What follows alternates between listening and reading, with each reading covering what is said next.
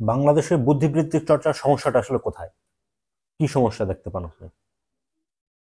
এই আলোচনা তো করেছি, আরো করার প্রয়োজন আছে। হুম, আসলে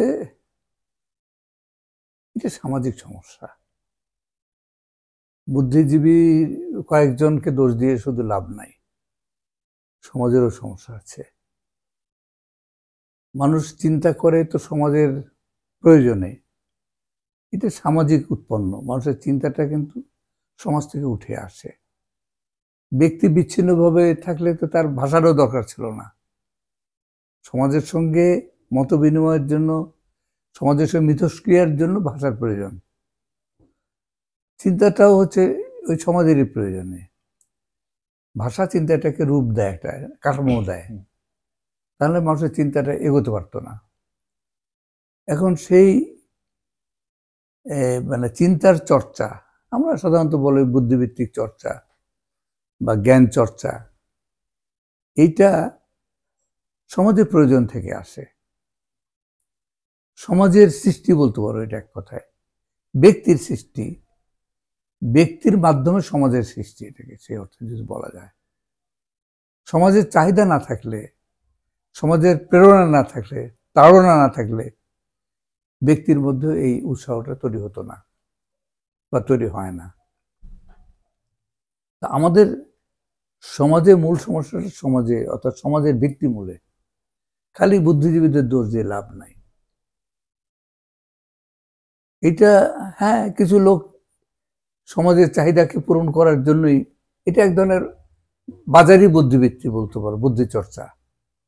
দোকানদার যেমন সমাজের যে চাহিদাটা থাকে সে অনুযায়ী পণ্য সরবরাহ করে, বাজারে পণ্য ছাড়ে বা পণ্য দেয়, মালপত্র বিক্রি করে ওইভাবে। এখন দোকানদার যেগুলো চায় সে অনুযায়ী কারখানা থেকে পণ্য তৈরি হয়, উৎপাদন হয়।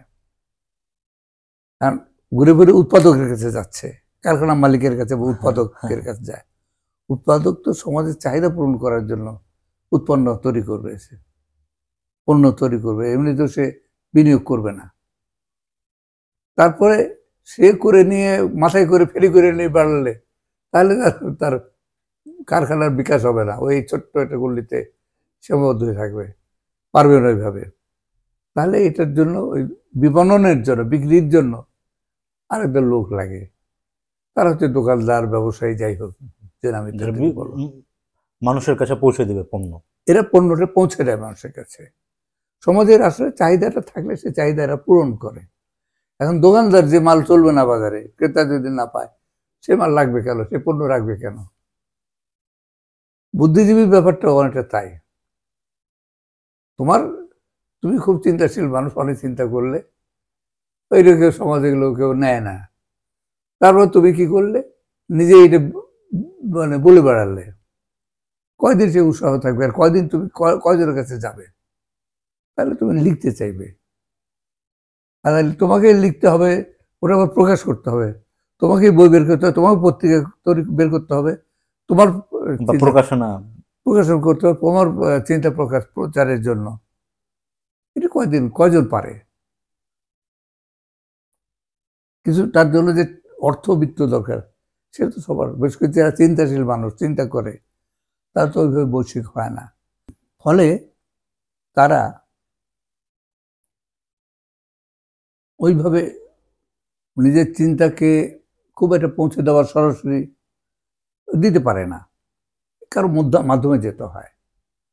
তাহলে আবার ঘুরে ফিরে যে প্রশ্নটা আসে সেটা হচ্ছে, প্রকাশক যারা, সেটা মিডিয়াও হতে পারে, প্রচার মাধ্যম, তারা হতে পারে, যে পণ্যের চাহিদা নাই বাজারে, যে চিন্তা বা বুদ্ধি সেটা প্রচার চর্চার চাহিদা নাই, সেটা কেন প্রচার করবে? তারা করতে চাইবে না।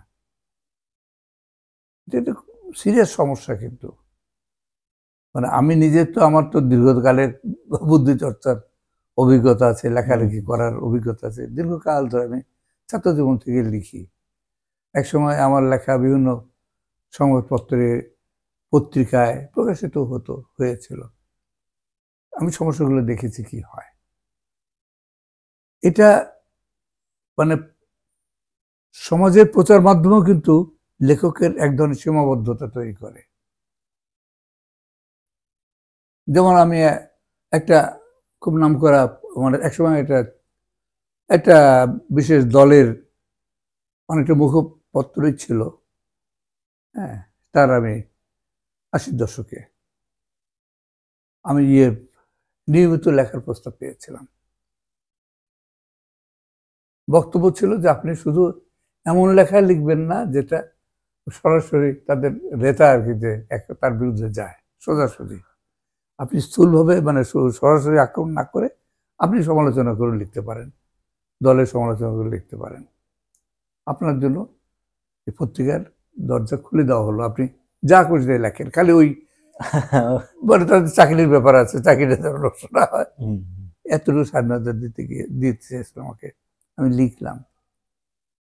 লিখতে গিয়ে দেখি যে আসলে আমি সেলফ সেন্সর করছি, এটা আমাকে অন্য কেউ বলে দিচ্ছে না। দূরে প্রশ্ন হলো যে একটা হচ্ছে যে আমি যে জায়গাটাতে, যে পত্রিকাটাতে আমি লিখছি তার পাঠক কারা, তার পাঠকরা তো আমার, তাদের একটা গোষ্ঠী আছে, এরা আমার বক্তব্য পছন্দ করবে না, 1 নম্বর। 2 নম্বর হচ্ছে যে আমি এমন কিছু লিখতে পারবো না যেটা লিখলে পত্রিকার সম্পাদকের সমস্যা হবে। সে হয়তো ছাপবে একটা দুটা, বেশি ছাপবে আমি তা মনে করিও নাই, কারণ তার চাকরির সমস্যা হতে পারতো, পত্রিকার সার্কুলেশনের সমস্যা হতে পারতো, পাঠকদের দিক থেকে আপত্তি হতো। আর আমি যদি মানে বলি, মানে বিএনপির পত্রিকা ছিল, আচ্ছা, দৈনিক দিনকাল, হ্যাঁ, প্রকাশের পরে আমাকে এই প্রস্তাব দিয়েছে আপনি লেখেন। সম্পর্ক তো এক ধরনের আগে থেকে ছিল, কারণ বিএনপির বেশিরভাগ লোক তো বাম রাজনীতিতে ছিল, একসময় ন্যাপ করতো, আমি তো ন্যাপ করতাম, সেই হিসেবে সম্পর্ক। তো আমি দেখলাম যে এইভাবে লেখা যায় না, হাত পা নিজেকেই বেঁধে রাখতে হয়, 1 নম্বর। 2 নম্বর হচ্ছে সবচেয়ে বড় কথা যেটা হচ্ছে, আমি যে শ্রোতাদের কাছে আমার বক্তব্য বলতে যাচ্ছি তারা তো আমার বক্তব্য শুনতে প্রস্তুত না, তা আমি ওখানে উলুবানো মুক্ত ছড়াবো কেন?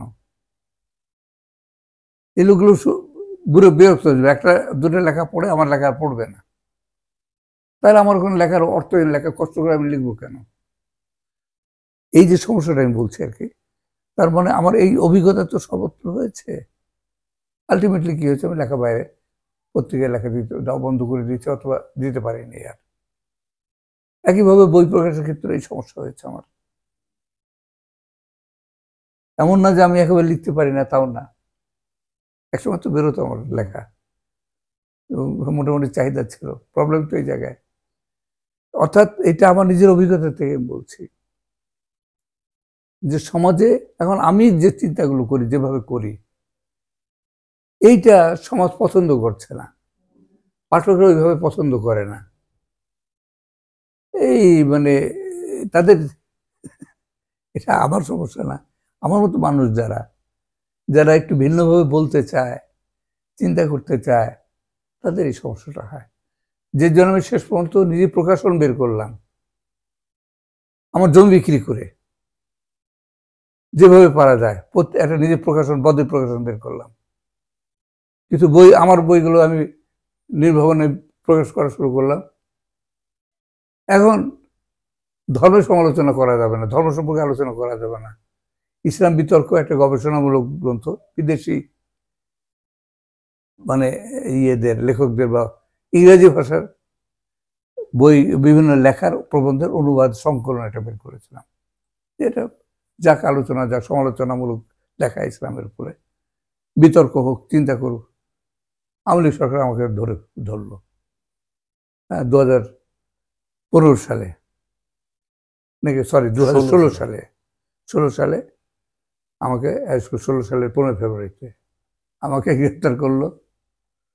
তারপরে বই টই তো সব নিয়ে গেল, অফিসিয়াল গেলা করে বন্ধ করে দিল, 8.5 মাস জেল কাটলাম।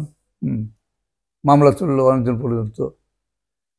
আমাকে আমার ভাইকেও ধরলো, আমি ভীষণ অসুস্থ ছিলাম, ভাইকে দিয়ে ওই ইয়েরা, বিভিন্ন উগ্র ইসলামবাদীরা হুমকি দিচ্ছিল টেলিফোনে।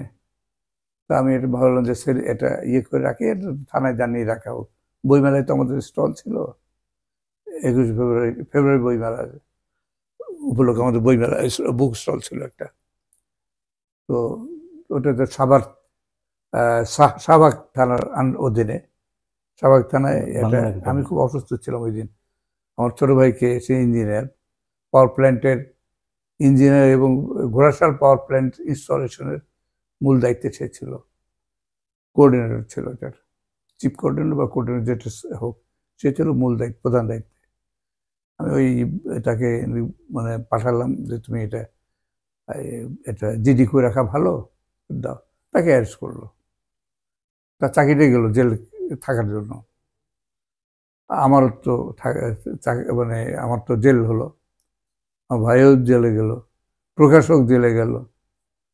তাহলে বই প্রকাশ পর্যন্ত মানে নিজে থেকেও করা যাবে না। প্রকাশক মনে হচ্ছে ছাপাখানার প্রকাশক, সরি ভুল বলেছি, প্রকাশক তো আমি নিজে, মানে ছাপাখানার মালিক, যে প্রেসের মালিক, হ্যাঁ, তাকেও তার বেচারা এগুলো কিছু যায় না, কি বই ছাপছে না, তার ব্যবসা, বই দিয়েছে বই ছাপবে, সে তো চায় না বইয়ের মধ্যে কি আছে, সম্ভব না।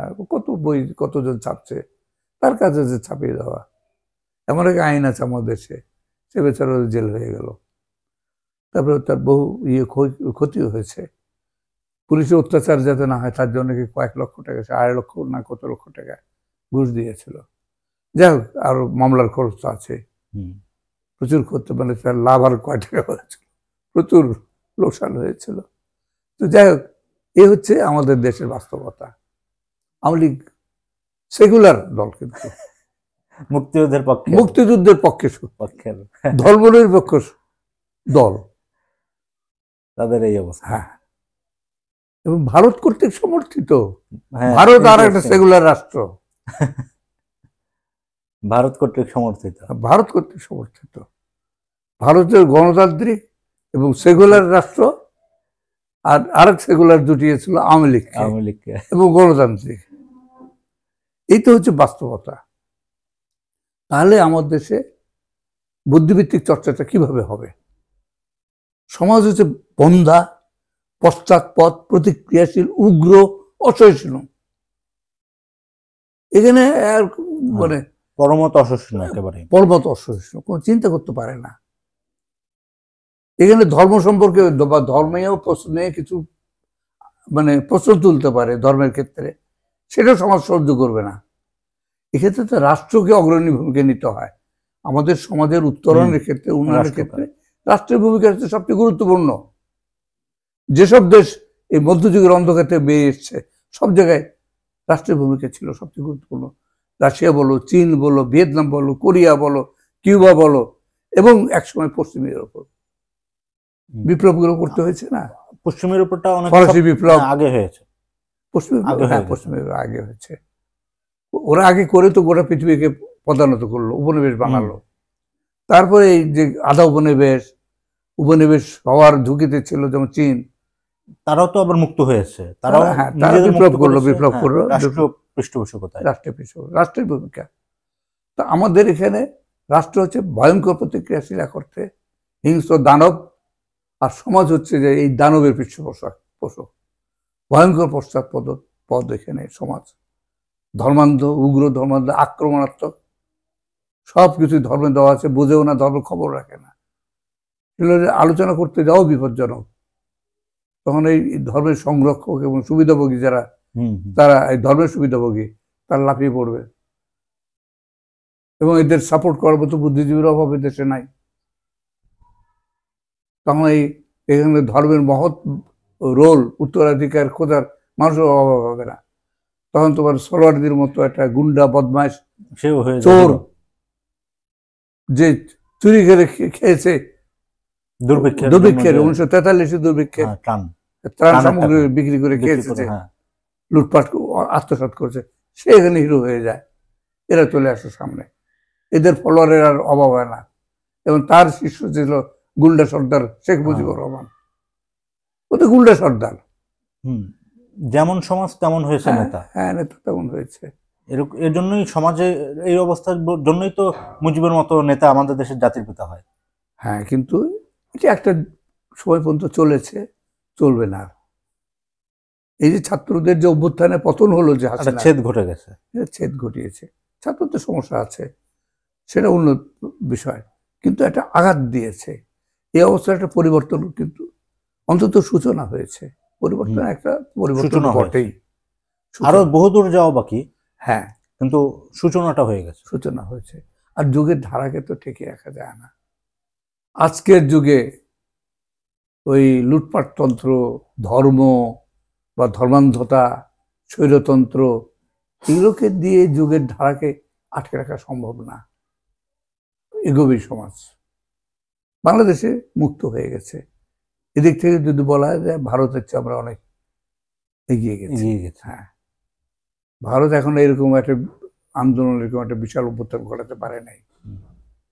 মধ্যযুগের শৃঙ্খল ভেঙে আমরা বেরোচ্ছি, কিন্তু ধর্মান্ধতার শৃঙ্খল, স্বৈরতন্ত্রের, স্বেচ্ছাতন্ত্রের শৃঙ্খল এবং দুর্নীতিগ্রস্ত শাসন ব্যবস্থার শৃঙ্খল ভেঙে কিন্তু আমরা বেরোচ্ছি। এখন শৃঙ্খলটা ভেঙেছে, হয়তো পরিপূর্ণ ভেঙে নেই, কিন্তু বিরাটভাবে ভেঙেছে। এটা আমাদের অগ্রগতি।